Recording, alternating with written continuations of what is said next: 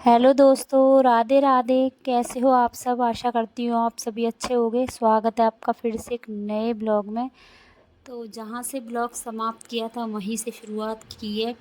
और ये ब्लॉग है 30 मार्च का और दिन था रविवार। तो ये रविवार का आगे का ब्लॉग है। तो जहाँ के लिए हमें जाना था हम सभी निकल पड़े हैं।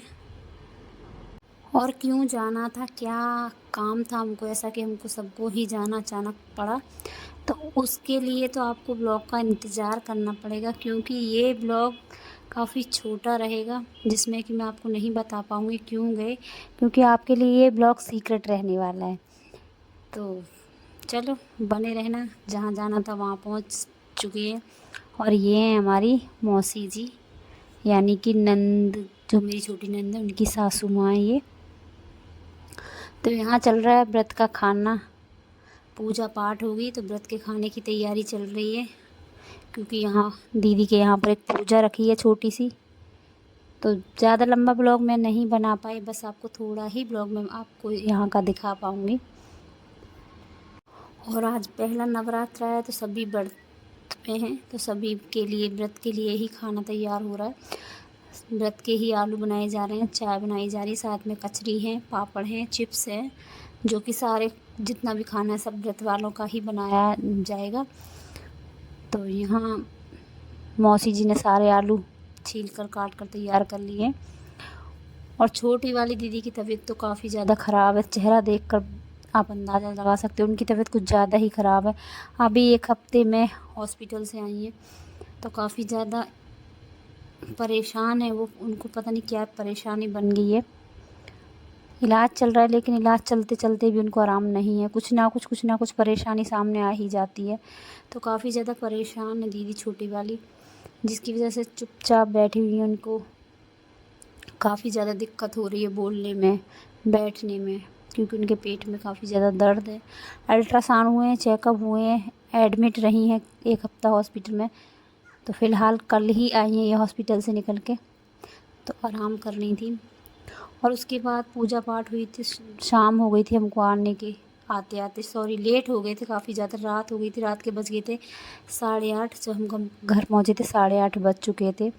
और आपने घर देखा, अगर हम कहीं जाते हैं तो घर के क्या हालात होते हैं, पूरा घर फैला पड़ा था, क्योंकि अचानक ही प्रोग्राम बना जाने का। पहले से मना था कि नहीं जाएंगे, लेकिन अचानक सा प्रोग्राम बना सभी का कि जाएंगे, वरना तो एक ही कोई सदस्य घर से जाता। फिर प्रोग्राम बन गया कि छुट्टी है, पूजा का दिन है, सभी चलते हैं, तो इसलिए हम सभी पहुंच गए थे। उसके बाद घर को पूरे को समेटा, पूरे घर का काम करने के बाद जैसे ही नहाकर बाहर निकल कर आई पूजा की, अचानक से कुछ गेस्ट आ गए, जिनके लिए फिर से मुझे चाय नाश्ता तैयार करना पड़ा। और जब लगता है कि गेस्ट को तुरंत ही जाना है, क्योंकि कुछ लोग मिलने आ जाते हैं, तो जैसे कि अचानक से आ जाते हैं, फिर अचानक से ही उनको वापस लौट के जाना पड़ता है, तो हाथ पैर फूल जाते हैं। जल्दी जल्दी लगता है कि जल्दी जल्दी फटाफट उनको चाय नाश्ता करा दें ताकि हम लेट ना हो जाएं। पहले सबको पानी दिया, चाय नाश्ता कराया, तो फिर से मेज़ मेरी पूरी रैक मेरी फिर से फैल गई थी। तो पूरी रैक को अच्छे से समेटा है, क्योंकि उस समय ये लगता है कि जल्दी जल्दी कर लें, चाहे फैलारा कितना भी फैल जाए, जल्दी जल्दी हर काम जल्दी हो जाए समय पर, ताकि उनको लेट ना हो। तो जैसे ही वो आए, उनको सबसे पहले चाय पानी दिया, चाय नाश्ता तैयार करिए। तब तक वो चाय नाश्ता करके जा चुके हैं अब तक। और अब समेट लेती हूँ मैं पूरी रसोई को, क्योंकि मैंने सारा काम घर का सुबह वाला ख़त्म कर दिया। फिर भी जब अचानक से मेहमान आ जाते तो आपने देखा कितना फैलारा फैल गया था, मतलब हाथ पैर एकदम फूल गए थे कि कहीं लेट ना हो जाए, देर ना हो जाए उनको जाने में। तो फटाफट उनको चाय नाश्ता करवा कर भेज दिया है। और अब ये सारे बर्तन साफ़ कर लिए, पूरे लगा दूँगी बर्तन। उसके बाद थोड़ा सा मलाई रखा हुआ है तो उसको भी चलाऊँगी, यानी कि मलाई का ही मैंने उसमें खट्टा भी लगा दिया था, जिसको मुझे अब तैयार करना है, क्योंकि आज है सोमवार और ये ब्लॉग है अगले दिन का 31 मार्च का। तो ये अगले दिन का ब्लॉग है। तो चलो यहाँ मैं सारा मक्खन निकाल लेती हूँ। जितना भी मक्खन था उसको निकाल लिया है, गैस पर गर्म करने के लिए रख दिया है। सब्ज़ी बना दी है दिन वाला, मतलब खाना भी बना लिया है। और अब ये कल वाले नए कपड़े धुल लेते हैं यार, ये भी तो धुलने हैं।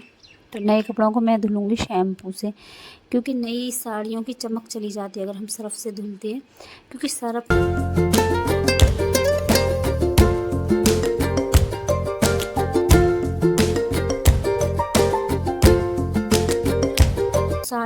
ज़्यादातर अपनी शैम्पू में ही साफ़ करती हूँ। तो 1-2 पैकेट शैम्पू के ले लिए और अपनी साड़ी को शैम्पू से साफ़ करूँगी।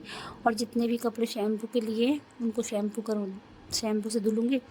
और जो कपड़े मेरे हाथ से धुलने वाले सर्फ़ के, उनको सर्फ़ से धुलूँगी। और खाना भी हो चुका था सबका और यहाँ पर मिक्कू सोया हुआ है। जब तक मिक्कू सोया तो फटाफट मैं यहाँ के काम कर लेती हूँ।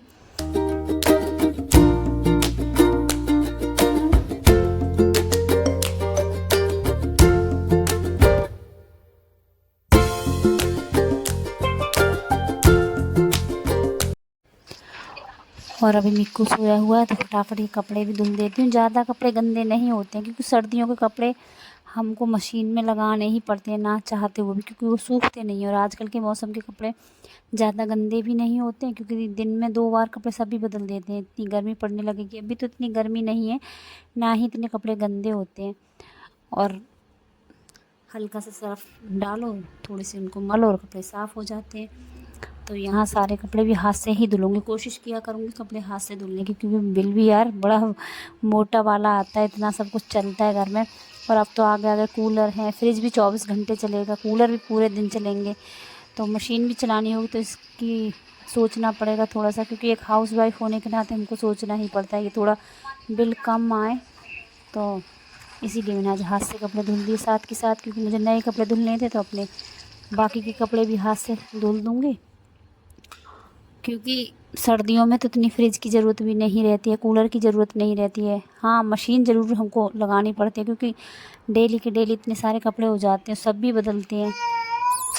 तो यहाँ घर का सारा काम ख़त्म हो चुका है, बस अभी पोछा लगाना है क्योंकि पानी गिर जाता है। जहाँ कपड़े धुले थे वहाँ सफाई करनी बाकी है। और अभी मिक्कू जग गया है, इसको ले लेते हैं क्योंकि ये रोएगा, काफ़ी देर का सोया हुआ है, उठ गया बच्चा। तो चलो आज का ब्लॉग अभी